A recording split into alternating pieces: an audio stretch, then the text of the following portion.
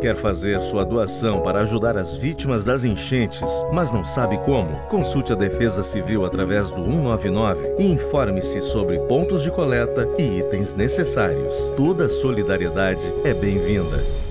RBS Notícias. Oferecimento Banrisul, um banco único, porque te entende.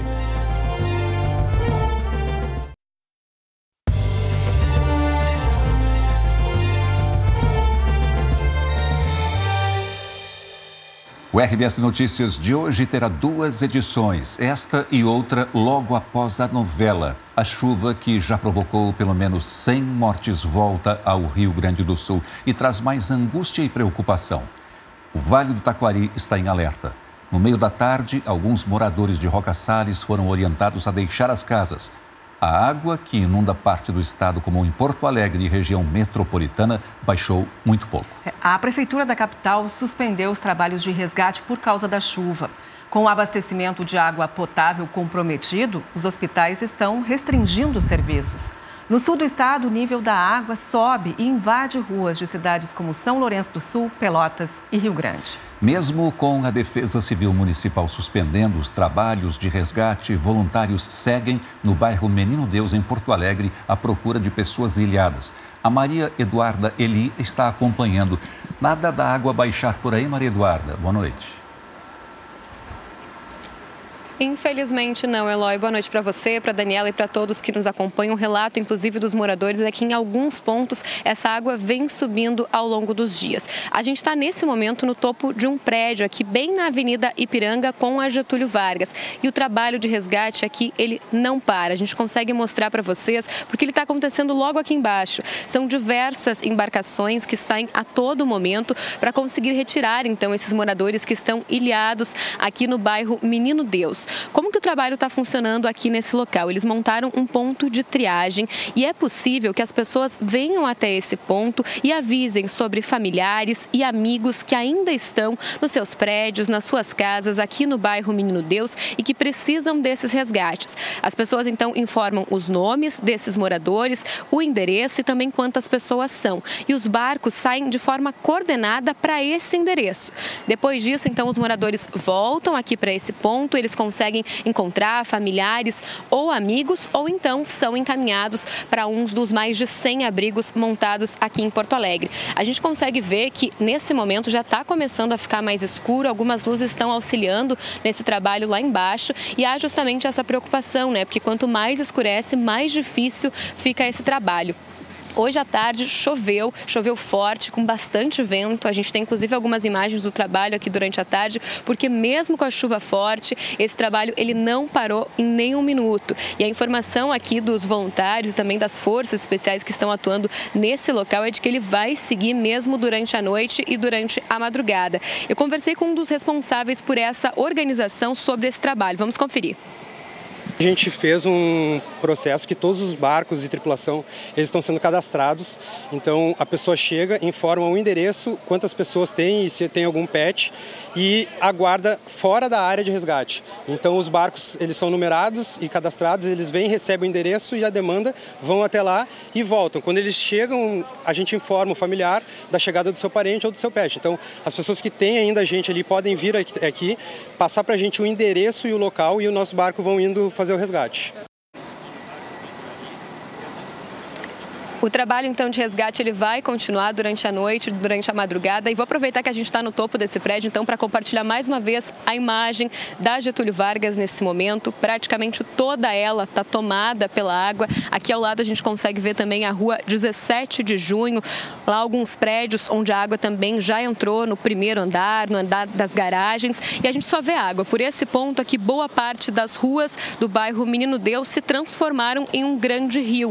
E como eu disse, o relato dos moradores é de que, apesar do nível do Guaíba ter baixado hoje, aqui o que eles conseguem perceber é que essa água ela vem avançando de forma significativa. Por isso, então, que é o pedido para que as pessoas saiam desses locais, aceitem essa ajuda dos resgates. E se você tem familiares ou amigos que ainda precisam ser retirados desse ponto, pode vir até aqui, Rua Getúlio Vargas, fazer esse pedido que os barcos vão até o local. Volto com vocês. Essa imagem do Menino Deus debaixo d'água é impressionante, né? Obrigada, Maria Eduarda. A gente vai agora até outro ponto da capital, a Orla do Guaíba. Repórter Juan Todescate mostra pra gente qual é o cenário por aí, Juan. Boa noite.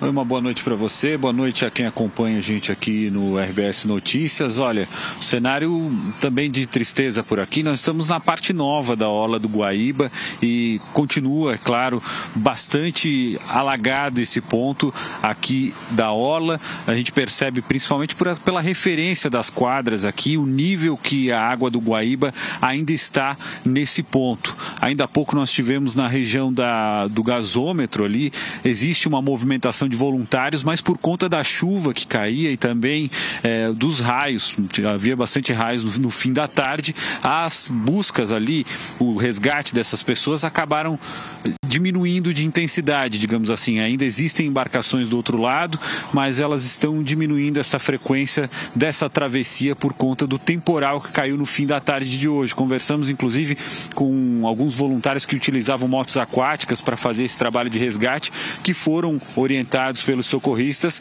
a deixar a água pelo risco, principalmente de descargas elétricas. A gente reforça que o nível, a última medição das 4h15 da tarde, o nível do Guaíba está em 5 metros e 4 centímetros, isso no cais Mauá. Lembrando que a cota de enchente é de 3 metros, então a última medição apontando 5 metros e 4 centímetros. A cena aqui é triste, é claro, um local que costuma receber muitas famílias, né? E hoje, infelizmente, nessa situação, um espaço que foi revitalizado e que agora está completamente tomado pela água e ainda sem energia elétrica, é claro, para garantir a segurança das pessoas que passam por aqui, né? A gente volta ao estúdio. Obrigado, Juan. E tem muita água por aí ainda. Agora vamos falar com o Tiago Boff, que está na zona norte da cidade. Oi, Tiago, qual é a situação aí?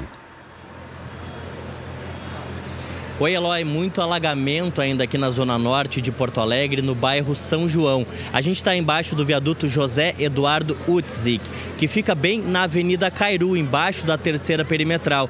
Dalmir Pinto vai mostrar agora a Avenida Cairu com muita água ainda. O que chama a atenção, isso não é nenhuma novidade nessa nossa cobertura dos fenômenos que estão atingindo o estado, é que tem muito voluntário, muita gente de barco, ainda tem muita gente lá para o bairro Maitá, 4º Distrito, Santa Maria Gorete, aqui na Zona Norte, nas suas casas. Pessoas que não estão querendo deixar os seus imóveis. Quem está aqui, principalmente, não quer sair de casa e está tendo muito socorro de animais. Hoje nós vimos principalmente isso, resgates de cães e gatos sendo retirados das suas residências. Porém, quando cai a noite, o que as pessoas dizem é que fica muito inseguro. Nós vimos aqui Polícia Civil, Brigada Militar, tem sim policiamento, mas a gente vai ouvir uma história agora que o Maicon vai contar, que é de assaltos a barcos. Maicon, como é que está a situação para quem vai fazer o socorro? Vocês mesmos, teu grupo, que resgatou ontem 50 pessoas, começou à noite, mas agora não está dando mais. Boa noite. Boa noite, exatamente. Nós começamos à noite no primeiro dia, lá no bairro Sarandi. Fizemos uma operação de guerra, literalmente. No segundo dia, a gente já viu que começou a ficar muito perigoso, inclusive aqui no Maitá. Quanto mais para dentro entra, vai se aproximando da Arena do Grêmio, vai ficando mais insalubre. Hoje, passamos o dia inteiro com um amigo nosso, que é policial militar, porque a situação realmente está difícil. Os relatos são muito significativos, então a gente achou melhor não se arriscar. E à noite, o nosso barco está sendo emprestado para as Forças Armadas continuarem o patrulhamento, porque para nós, voluntários, não tem condições de seguir. Saíram sempre com um brigadiano, né? Desse barco que vocês compraram com uma vaquinha. Com uma vaquinha virtual, inclusive agradecer aos amigos aí que participaram através das redes sociais. Juntamos mais de 20 mil aí graças a vocês. Muito obrigado. Bom, o que estão precisando principalmente agora, Eloy, aqui, são toalhas e pessoas que possam dar lar temporário para os animais. Como o Maicon falou há pouco, apenas 5 pessoas foram resgatadas pelo grupo dele no barco. Principalmente hoje são, de fato, animais. Porto Alegre, que tem 12.500 pessoas em abrigos e 15 mil pessoas foram retiradas de casa já, segundo a Prefeitura, um número muito grande. E a insegurança que fica aqui, conversamos com a Polícia Civil, com a Brigada Militar, eles estão tabulando os dados manualmente dessas ocorrências de roubo de barcos e de assaltos, pois o sistema está fora do ar. Mas a polícia diz que vai agir para combater o crime de quem quer ajudar. Volto com vocês. Como o Maicon, a gente viu muitas pessoas, né, formando grupos de amigos, de conhecidos para serem voluntários. Realmente a mobilização é incrível. Obrigada, Thiago. E o abastecimento de água segue comprometido em Porto Alegre. 2 estações de tratamento estão desligadas, Moinhos de Vento e Ilhas. As 2 foram prejudicadas pela enchente e não tem previsão de retomada do serviço. Depois de Porto Alegre ter ficado cerca de 85% sem água, agora algumas estações voltam a funcionar. Menino Deus, São João, Tristeza e Belém Novo. A gente falou com o diretor-geral, Maurício Loss, do DEMAI. Ele explicou um pouco mais sobre como está funcionando essa retomada das estações e também como está acontecendo o tratamento da água. A água que está chegando aqui no Lago Guaíba, ela está extremamente turva, o que dificulta o nosso tratamento, né? Então nós temos que fazer um tratamento um pouco mais devagar, né, com mais calma e com um pouco mais de produtos químicos para garantir a potabilidade. Então a população pode sentir a água um pouco mais turva, né, talvez com gosto, mas em relação à potabilidade nós podemos garantir que a população pode consumir essa água com tranquilidade. Mais de 500 médicos se cadastraram no sindicato da categoria para atuar como voluntários em 27 abrigos de Porto Alegre. A Cristine Galiza tem mais informações sobre os serviços de saúde. Oi, Cristine. Oi, Eloy, boa noite. A gente acabou de ver aí a questão do abastecimento de água no bairro Moinhos de Vento, naquela ETA que atende essa região. E dentro dessa região estão 5 grandes hospitais de Porto Alegre. Um deles é o Clínicas, aqui onde nós estamos, que teve que reorganizar toda a sua parte de atendimento e operação interna para poder, então, dar conta dessa questão da falta de água. Tanto Clínicas quanto esses outros hospitais, esses outros 4, estão sendo abastecidos com caminhões-pipa para poder seguir minimamente funcionando. A gente também conversou um pouquinho hoje com a Secretaria Municipal da Saúde. Tem 34 unidades básicas fechadas, no total de 100. As outras que estão abertas estão operando com um pouco de restrição, mas a população pode seguir procurando esse atendimento. Com relação aos hospitais, a gente conversou tanto com a presidente aqui do Hospital de Clínicas para explicar um pouquinho dos impactos dessa questão da falta de água, como também com a Santa Casa aqui de Porto Alegre. Vamos ver na reportagem. Cartazes pelos corredores alertam para o racionamento de água. No Hospital de Clínicas, 1 milhão de litros são consumidos todos os dias. Mas o maior hospital do estado agora é abastecido por caminhões-pipa da Prefeitura. Para garantir a operação mínima, as consultas e exames eletivos estão suspensos temporariamente. Com menos pacientes circulando, a rotina mudou bastante. Houve uma tendência a uma redução natural de chegada, até porque os acessos estão mais restritos, né? Mas nós entendemos que isso vem por ondas. A gente está, como eu digo, isso é uma maratona, não é uma corrida de 100 ou 200 metros. Então, essa relativa, entre aspas, calma da emergência não vai ser assim. À medida que começar a liberar um pouco os acessos, vão começar a chegar mais pacientes e depois vai vir a onda das complicações dessa exposição da água e do todo esse estresse emocional inimaginável que a gente está passando. Aqui na emergência da Santa Casa, o cenário é bem diferente do registrado 2 semanas atrás. A lotação diminuiu e há leitos disponíveis. O hospital segue atendendo, mas está sendo abastecido por caminhões-pipa porque falta água aqui nessa região da cidade. Seriam necessários cerca de 40 caminhões-pipa por dia para manter o hospital numa operação a pleno. Só que estão sendo entregues, por enquanto, em torno de 20 caminhões. Por isso, a direção decidiu restringir as visitas e também suspender os atendimentos eletivos, como explica a médica Gisele Nader. O que está acontecendo é que nós estamos fazendo algumas restrições e essas restrições incluem, por exemplo, processos na lavanderia. Nós não estamos com a capacidade operacional máxima neste momento instalada. Nós restringimos visitas também, pedindo que a circulação seja reduzida. E no horário de 22 horas às 6 horas da manhã, nós fizemos uma restrição de água em alguns pontos que não são pontos essenciais para a manutenção da assistência hospitalar. A Ceasa, responsável pelo abastecimento de alimentos aqui no estado, voltou a operar parcialmente nesta quarta-feira. As atividades foram transferidas para Gravataí. Produtores de várias regiões com caminhões cheios de verduras, frutas e legumes recém-colhidos. Veio de onde, meu amigo? Caxias do Sul. Eu venho de São José do Hortêncio. Eu venho de Bento Gonçalves. Coloridas e frescas, as frutas nem parece que vieram de São Sebastião do Caí, uma das cidades mais atingidas pelas enchentes. Bem devastado lá, a roça também, né? Muita gente, produtores, tem arvoredos e bergamota, tudo, que pegou enchente, tudo, muita fruta vai se perder também, né? Muita coisa vai perder, né? Mas temos que batalhar, né? A Central de Distribuição de Alimentos, a Ceasa, começou a funcionar de forma temporária em Gravataí, no pátio do Centro de Distribuição da Rede de Farmácias São João, junto à Freeway. O processo aqui é de muito bom senso para o mínimo de organização, né? Então, tudo que a gente puder fazer para facilitar e melhorar a capacidade de venda dos produtos e poder, com isso, abastecer o Rio Grande do Sul, a gente vai fazer nesses próximos dias. É gratificante porque nós conseguimos ser úteis e, ao mesmo tempo, também a gente tem o sentimento, mesmo que tem toda a associação aí, que perderam sua sede, seus locais, que todos nós sabemos que foi mudado. Mas no primeiro dia, os comerciantes ainda ficaram confusos. O pessoal está mais reclamando a questão da localização, né? Porque lá no Ceasa é dividido, tem os locais certinhos, sabe? Aqui já não. Aqui é mais por placa, mas o pessoal está tendo que ir junto até a entrega. O ritmo de caminhões e carregadores com cargas por aqui é incessante. Deste lado, por exemplo, estão os produtores, que trouxeram frutas, verduras e legumes. Já do outro lado, estão os caminhões, que vão transportar as cargas e distribuir para fruteiras e supermercados. Tudo para garantir que não haja desabastecimento. Tem muita gente com produto armazenado, tem muito produto na terra ainda em regiões que não foram tão afetadas pelas cheias e a gente consegue ainda trazer produtos de fora do estado. A expectativa é de que a estrutura da Ceasa permaneça em Gravataí por pelo menos 30 dias. Com a enchente, alguns símbolos da capital do estado estão debaixo d'água. O Vitor Rosa sobrevoou essas áreas a bordo do Globocop e mostra pra gente agora como elas ficaram. O monumento ao laçador, na entrada de Porto Alegre, é a representação do gaúcho pilchado.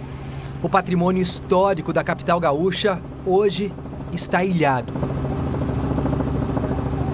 Toda a região do aeroporto Salgado Filho está tomada pela água.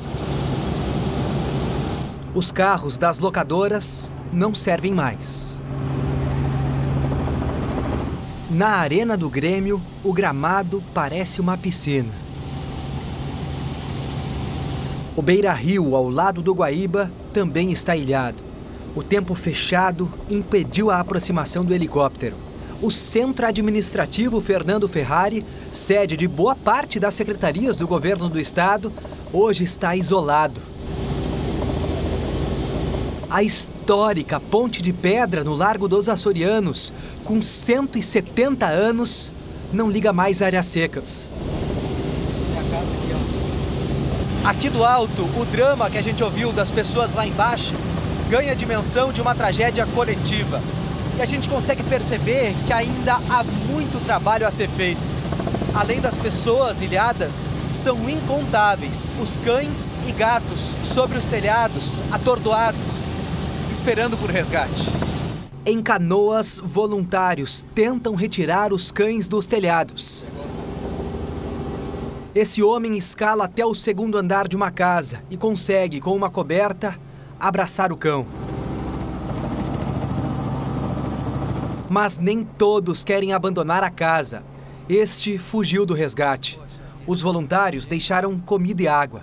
Até um cavalo foi parar em cima de um telhado em Canoas. Sozinho, ele espera por um resgate complicado, que depende de um barco maior, capaz de suportar seu peso e, ao mesmo tempo, passar por ruas estreitas. Outro símbolo gaúcho encurralado pela água. E o repórter Giovanni Grisotti sobrevoou hoje pela segunda vez o município de Eldorado do Sul, que continua praticamente inteiro debaixo d'água 10 dias depois do início das chuvas. Ele acompanhou uma ação de resgate e entrega de medicamentos da Polícia Civil do Rio de Janeiro. 3 pessoas foram resgatadas, mas o trabalho precisou ser interrompido por causa dos ventos fortes que começaram a soprar na região metropolitana. Mesmo assim, a vista do alto revela imagens de devastação e animais ilhados tentando sobreviver. Felizmente, a água parece começar a baixar em alguns pontos. Nós acompanhamos hoje pela manhã uma equipe de resgate da Polícia Civil do Rio de Janeiro, que trabalhou basicamente na região de Eldorado do Sul. Foram resgatadas uma mãe e 2 crianças que estavam em uma empresa, mas outras 10 pessoas se recusaram a sair de lá. O que a gente vê aqui de cima realmente é um cenário de destruição, casas completamente alagadas, mas em algumas regiões da cidade a gente percebe que a água começou a baixar.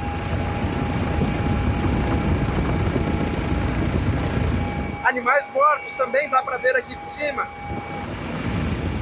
E muitas equipes de resgate trabalhando no socorro.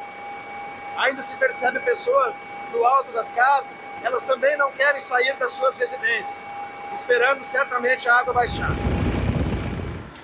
Voltou a chover esta tarde na Serra, o que aumenta ainda mais a preocupação com desmoronamentos de encostas. Em Caxias do Sul, a Prefeitura iniciou um trabalho para a detonação controlada de uma área que corre risco. A Débora Padilha tem mais informações para a gente. Oi, Débora. Oi, Eloy. Eu começo falando de uma situação aqui na região, porque hoje de tarde equipes da PRF encontraram 2 corpos na BR-470 entre Veranópolis e Bento Gonçalves, ainda por causa dos desmoronamentos da semana passada.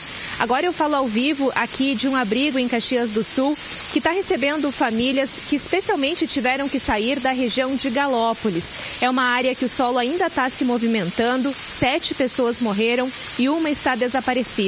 Temos imagens para mostrar de Galópolis hoje. Como você disse, a Prefeitura tinha começado a preparar uma detonação controlada com a perfuração dos morros em áreas que estão sendo acompanhadas por geólogos e engenheiros.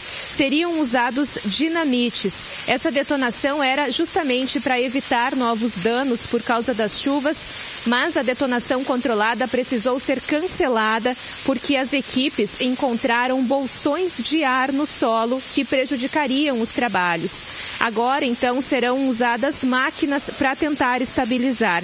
Também temos imagens para mostrar de uma fenda que aparece em um topo do Morro Galópolis, ali naquele bairro. E essa fenda está preocupando os geólogos, por isso as equipes monitoram e tentam encontrar tecnicamente a melhor solução. Vamos compartilhar também aí na tela um mapa que mostra onde fica o bairro Galópolis. É um bairro a quase 10 quilômetros do centro de Caxias, cortado pela BR-116 e cercado de morros.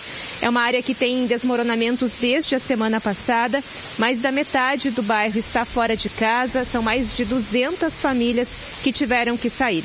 Agora eu quero falar também de Bento Gonçalves, compartilhar imagens também de hoje à tarde, porque equipes de geólogos constataram rachaduras e possibilidades de novos desmoronamentos em Bento. Por isso, 2 comunidades precisaram ser evacuadas. Essa é uma evacuação preventiva. São moradores das comunidades de Faria Lemos e também Tuiuti. Por causa da chuva desta tarde, as buscas a desaparecidos precisou ser cancelada, mas a gente tem imagens para mostrar de mais cedo, porque as equipes de todo o Brasil estavam mobilizadas, inclusive bombeiros do Tocantins, que fazem buscas sob os escombros. Então é um trabalho que segue aqui na região. A Força Aérea Brasileira informou que vai trazer com as aeronaves aqui para a região também algumas escavadeiras para também tentar trabalhar no solo que ainda está muito encharcado. A Prefeitura de Serafina Correia, aqui na Serra, anunciou hoje também a evacuação de 2 bairros, onde 48 casas poderiam ser atingidas. Quero mostrar ao vivo, para encerrar para vocês, a chuva aqui em Caxias do Sul agora, uma chuva que começou forte há cerca de 1 hora, então a gente segue monitorando e o alerta é total para que as famílias que moram em áreas próximas a rios e encostas saiam de casa. Daniela, Eloy. Infelizmente, essa chuva deve seguir nos próximos dias. Daqui a pouquinho eu trago a previsão do tempo completa para todas as regiões. Obrigada, Débora. Muitos gaúchos viajaram para o litoral em busca de abrigo nesse momento tão complicado. E o trabalho de ajuda agora segue por lá. A dor da perda e a solidariedade andam lado a lado. Ivone teve a casa alagada em Porto Alegre. A prima, Ana, acolheu em Balneário Pinhal. Ofereci a casa e elas estão na minha casa. E aí agora a gente veio aqui para ver alguma coisa para elas, que elas saíram só com a roupa do corpo, né? Quem doava agora está buscando. O bom é isso, né? A senhora tinha o hábito de fazer doações? Antes da enchente eu ainda doei 3 sacolas, estava dizendo para ela. Muitos moradores da região metropolitana atingidos pela enchente mudaram temporariamente para o litoral norte. Josiane está na casa de amigos. Olha, em Andoré do Sul, eu tô aqui aqui na casa de um parente aqui. Eu perdi tudo, eu estou arrecadando para minha família que perdeu também. Quantas pessoas da tua família vieram de Eldorado para Balneário Pinhal? Vieram 3. Em Balneário Pinhal, a prefeitura montou o alojamento com capacidade para 80 pessoas, mas ainda não foi usado por ninguém. Muitos que buscam refúgio no litoral norte estão em casas de familiares e amigos. João Rodrigo está na casa da sogra. Ele conta que trouxe 30 pessoas do município de Canoas. Uma delas é a filha, a Aurora, que nasceu há 20 dias. A gente veio tudo numa van. Consegui trazer todos.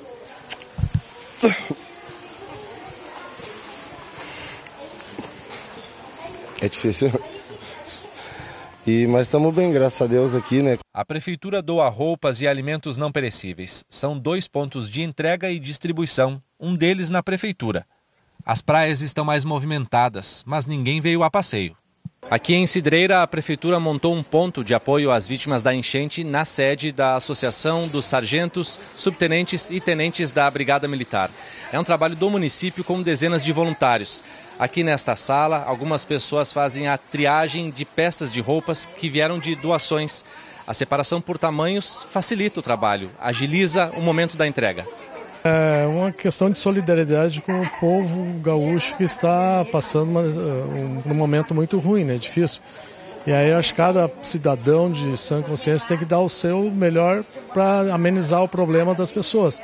Este casal de Canoas veio à procura de roupas e não está sozinho aqui. Aqui nós temos uma casa aqui, que temos trazendo todo mundo para aí também. Temos com 8, mas vai vir mais 8 para cá. Nem sei quanto tempo vou ficar. A gente faz um pequeno intervalo e nós já voltamos em 1 minuto.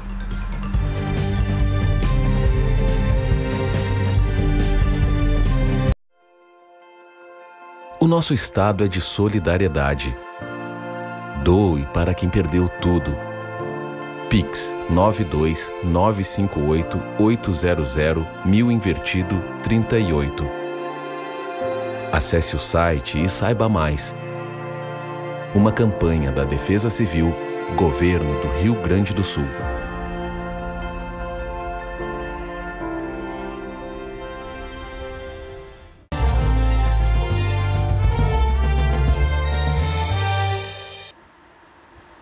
Mais de 80% da atividade econômica do Rio Grande do Sul foi atingida de alguma forma pela enchente. O levantamento é da Federação das Indústrias do Estado, a Fiergs. As empresas localizadas nesses municípios são responsáveis por quase 90% das exportações da indústria de transformação e por quase 90% dos empregos do setor. A preocupação é com os graves problemas de infraestrutura, como a reconstrução de rodovias, ferrovias e pontes. Esses problemas nos acessos impactam diretamente no abastecimento das cidades. Nós estamos acompanhando o movimento de clientes num dos maiores supermercados aqui de Porto Alegre. Durante a tarde, uma carga de 120 galões de água acabou em 15 minutos. Cristiano Dalcin está em uma dessas unidades. Mostra pra gente como é que está o movimento e aí a questão do... Tô vendo que as prateleiras estão vazias, né, Dalcin? Oi, Daniela, Eloy, boa noite. É sim, a gente acompanhou hoje à tarde essa corrida, essa busca pela água também. O movimento é bastante intenso, tem muita gente com medo que faltem produtos e isso acaba levando à falta deles. Essa prateleira aqui, essa gôndola, aqui, isso aqui é tudo de macarrão, de massa. Tá faltando bastante. E falta também arroz e alguns produtos, mas principalmente a água.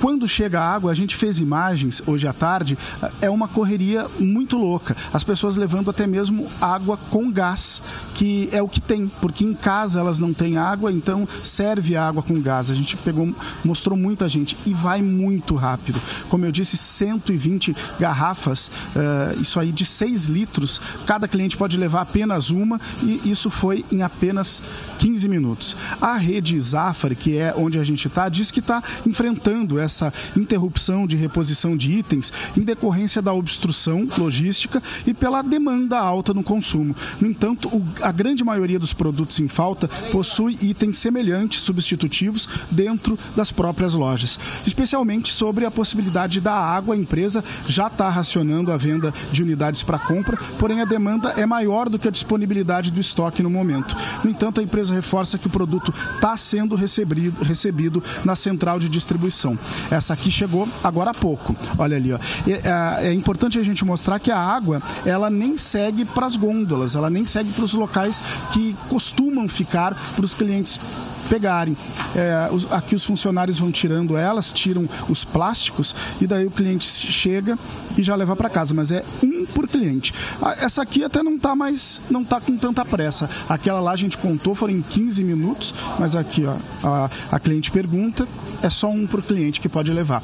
Mas segundo a rede, então, essa alta demanda, mais essa dificuldade para chegar os materiais, para chegar os produtos que estão levando a essa falta dos produtos, mas por um período curto, né? A gente viu aqui também uma prateleira praticamente vazia de óleo de soja.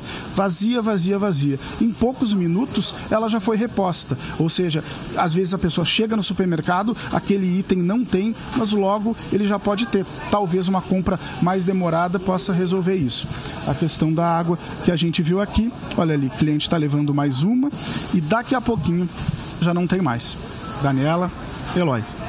Cristiano, a gente vai falar de uma outra situação no Vale do Taquari. Em Roca Salles, dezenas de famílias foram retiradas de um bairro devido ao risco de deslizamentos. O Guinter Schiller tem mais detalhes para a gente sobre essa situação, Guinter.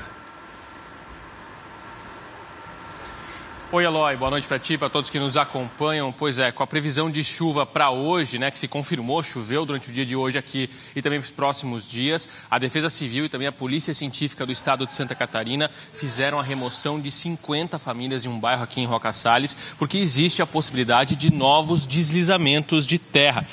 Todas essas famílias foram levadas para moradias provisórias e agora outros 2 bairros também estão sendo avaliados e amanhã a Polícia Científica vai decolar um drone para avaliar essa região também durante o dia. A Prefeitura aponta que precisa de voluntários geólogos para fazer essa avaliação e também precisa de geólogos para o longo prazo, conforme a gente ouve nessa sonora que a gente captou durante o dia de hoje com uma defensora pública que está aqui no município.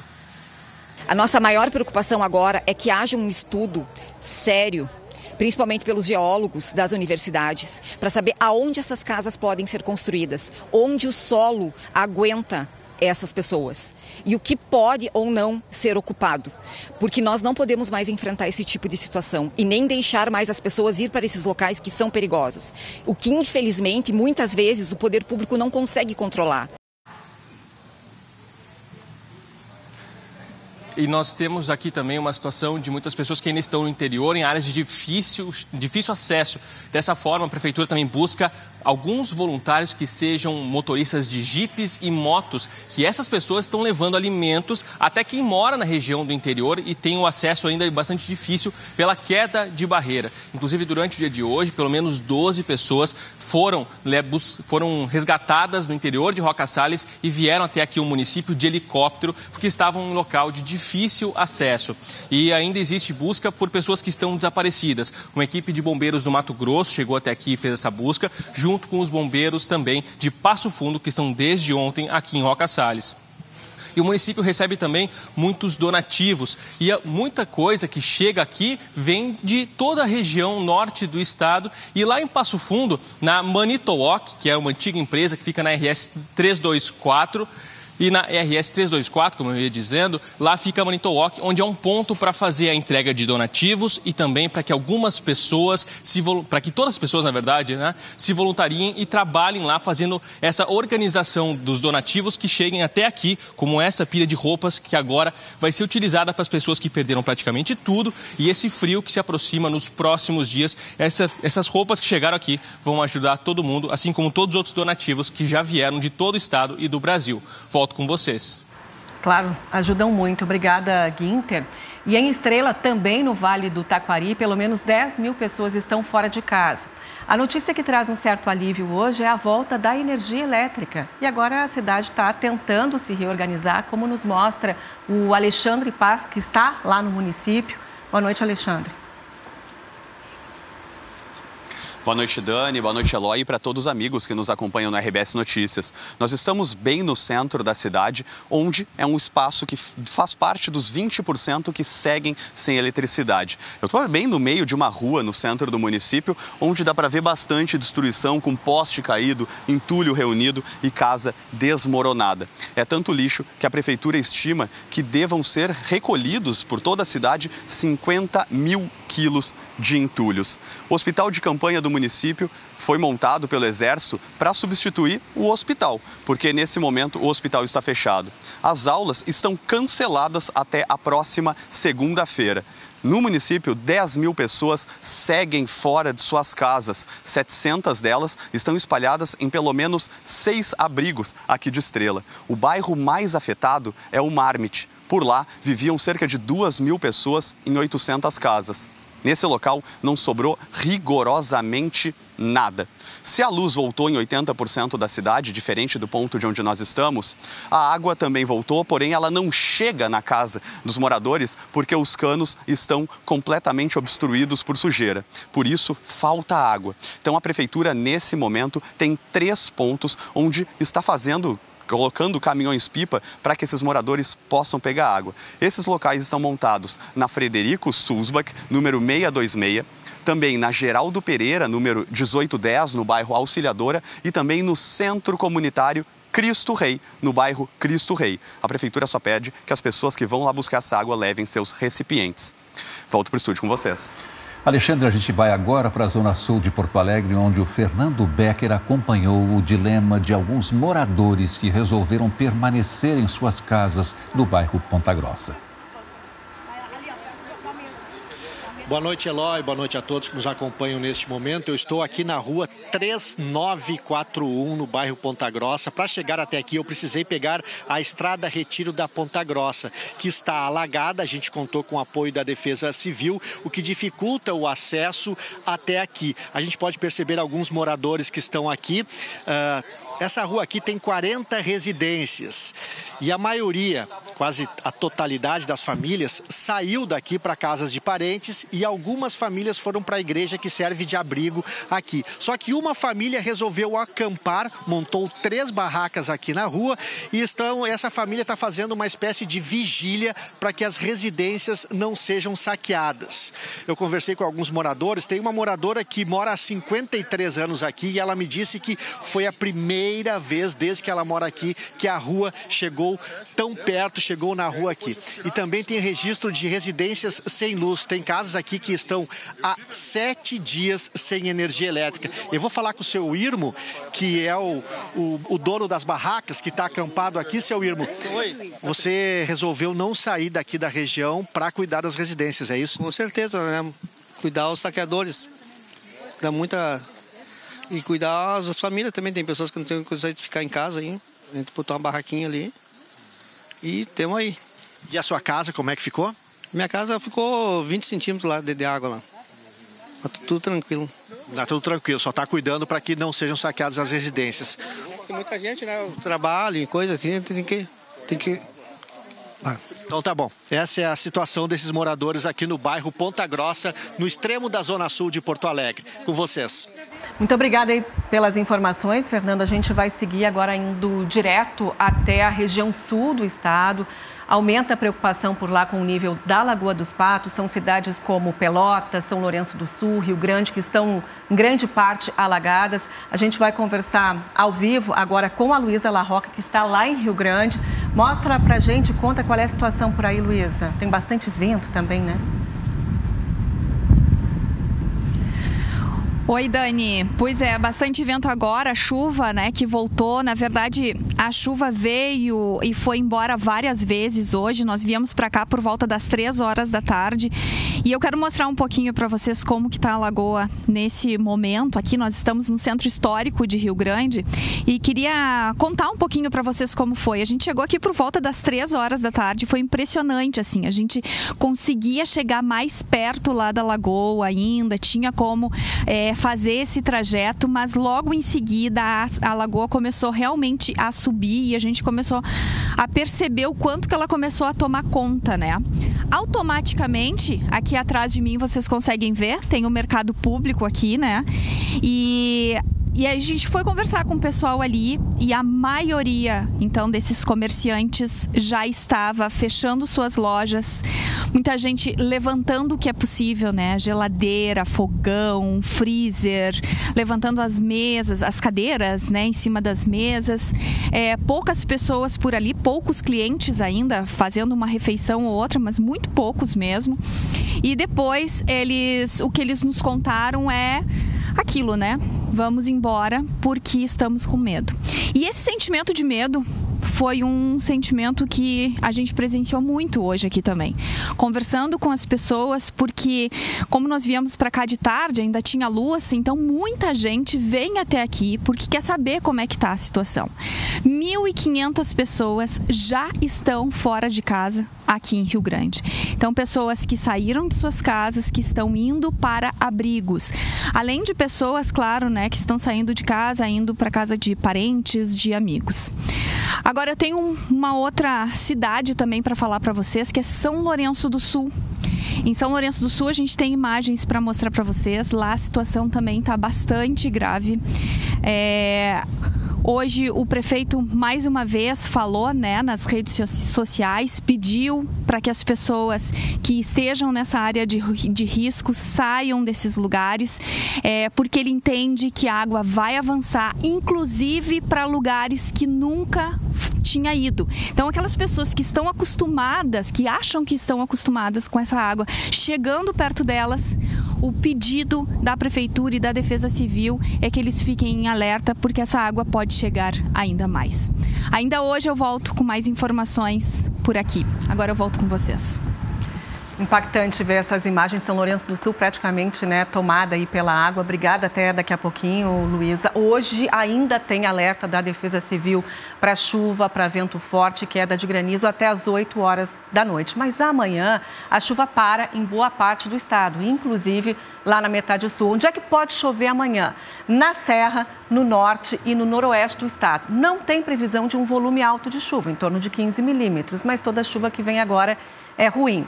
Sobre o vento, até então sopra do norte, o que ajuda o escoamento da água. Mas a previsão é que hoje à noite o vento mude de direção com o deslocamento de um ciclone em alto mar. E ele vai começar a soprar de sul.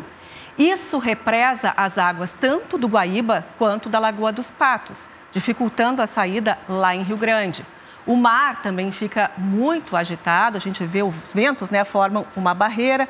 O mar fica agitado, não há escoamento e isso complica ainda mais a situação.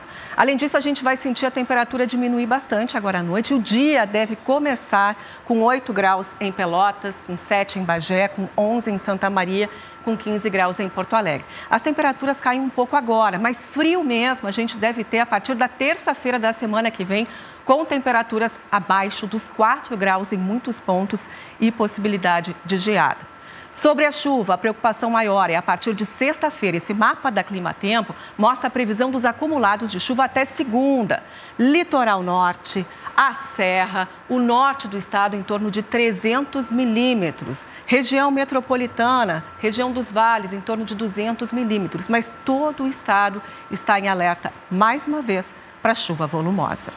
Há pouco a gente mostrou a situação em Rio Grande, agora a gente vai ver como é que está a situação em Pelotas. Aliás, antes, ministros do governo federal divulgaram hoje em Porto Alegre a liberação de quase 40 milhões de reais em recursos emergenciais para o estado. O repórter Arildo Palermo acompanhou a entrevista coletiva e tem mais informações para a gente. Oi, Arildo. Oi, Eloy, boa noite para você, para a Daniela e a todos. Nessa coletiva foi anunciado pelos ministros que estavam presentes, o Paulo Pimenta da Comunicação Social, o Valdez Góes da Integração e Desenvolvimento Regional, também o secretário nacional da Defesa Civil e o presidente da Companhia Nacional de Abastecimento. A ministra Simone Tebet e a primeira-dama Janja, que também falariam nessa entrevista, precisaram voltar a Brasília em função do mau tempo. Foi dito que essa comitiva ministerial chegou na base aérea de Canoas hoje cidade e que eles trouxeram 220 equipamentos purificadores de água, adquiridos a partir de doações. Esses equipamentos somados têm a capacidade de purificar 1.100.000 litros de água e já estão sendo distribuídos aos abrigos nas cidades mais atingidas aqui do estado. O secretário nacional da Defesa Civil informou que já foram liberados 37 milhões de reais para os planos de recuperação apresentados pelos prefeitos e também pelo governo do estado, mas que é possível que os prefeitos acessem recursos emergenciais sem a necessidade de apresentar um plano. 200 mil reais para cidades com até 50 mil habitantes, 300 mil reais para cidades entre 50 e 100 mil habitantes e 500 mil reais para cidades com mais de 100 mil habitantes. O presidente da Conab informou que a produção de arroz gaúcha, 15% está debaixo d'água. A gente lembra que o Rio Grande do Sul é responsável pela produção de 70% do arroz no território nacional. Isso pode, é claro, impactar o mercado interno. Por isso, o presidente autorizou a importação de 1 milhão de toneladas de arroz aos poucos para equilibrar toda essa situação no mercado nacional. Esse arroz vai ser destinado às regiões norte, nordeste e também sudeste, para até evitar o desbalanceamento dos preços. Nesse primeiro momento serão importadas 200 mil toneladas de arroz e depois pode chegar então a 1 milhão, como foi anunciado nessa entrevista coletiva. Também foi dito que o Departamento Nacional de Infraestrutura e Transportes, o DENIT, vai a partir de agora divulgar um boletim diário informando a liberação de trechos rodoviários. A gente lembra que aqui no Rio Grande do Sul algumas estradas ainda estão bloqueadas. Sobre segurança podem chegar mais 200 homens da Força Nacional se for solicitado pelo governo do estado. E hoje a Polícia Federal assumiu o controle da segurança do aeroporto Salgado Filho, que está alagado, com uma tropa de elite, o COT, os homens especializados em situações extremas e de alto risco. Eloy e Daniela, volto com vocês. Muito obrigada aí pelas informações, Arildo. Antes de encerrar, a gente vai mais uma vez até a região sul do estado. Bruno Marcilli está em Pelotas, que é uma região também que já sofre muitos alagamentos, especialmente o Laranjal, né, Bruno? Qual é o nível da Lagoa dos Patos nesse momento? Oi, Dani. O nível da Lagoa dos Patos na última medição realizada pela Prefeitura é de 2,20 metros, mas esse número está variando muito, isso porque voltou a chover forte em Pelotas, como dá para ver nas imagens, né? O tempo virou de uma hora para outra. A gente está aqui às margens do canal São Gonçalo, que também recebe toda essa água que vem da Lagoa dos Patos. Esse canal está preocupando muito, por isso, onde a gente está aqui na região da Balsa, um dos bairros que estão nas zonas de risco elencados pela Prefeitura, foram construídos diques de areia para proteção, para tentar conter o avanço dessas águas, para que elas não cheguem às casas, que estão aqui, do outro lado da rua. A Defesa Civil está em alerta. Há pouco essa via aqui foi totalmente bloqueada. Algumas pessoas, a gente pode ver, ainda passam por aqui. Muita gente saiu de casa durante a tarde de hoje. O trabalho foi feito durante todo o dia. Uma iniciativa também, né, de empresários da cidade, também, né, a prefeitura, voluntários, todo mundo ajudou a construir esse dique que está aqui na contenção do São Gonçalo, enquanto a lagoa sobe, o São Gonçalo também, a última medição aqui, 2,50 metros de altura, que também preocupa em muitos moradores da cidade de Pelotas. Cerca de 1/3, segundo a prefeita, né, da população de Pelotas mora em situação de risco hoje, de acordo com o mapa de controle que está sendo realizado aqui na cidade, Dani. Bom, ainda hoje a gente volta com mais informações lá da região sul do estado e de todas as outras regiões. Muito obrigada ao Bruno Marcilli, conversando conosco ao vivo de Pelotas. A gente vai encerrar essa nossa edição, mas a gente volta daqui a pouquinho, uma segunda edição do RBS Notícias, logo depois da novela Família é Tudo. Nós lembramos que o Jornal Nacional de hoje começa um pouco mais cedo, às 7h40. Até já.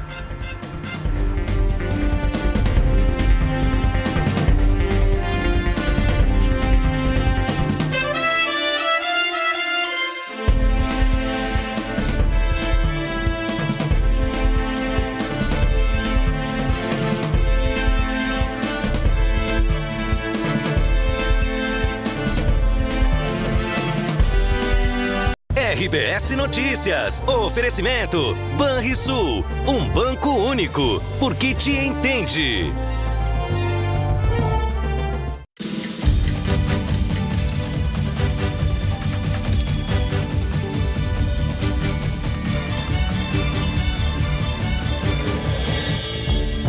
RBS TV. Bem pra ti.